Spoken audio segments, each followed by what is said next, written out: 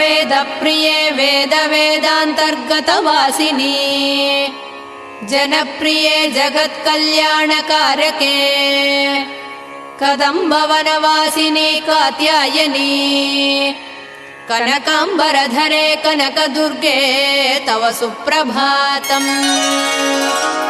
कल्पवृक्षे महाकल्पादिकालनिर्णये मातः मधुसूदनादिमहादेव विनुते मन्दाकिनी सलिलसेवितपदे मन्दस्मिते कनकाम्बरधरे कनकदुर्गे तव सुप्रभातम्।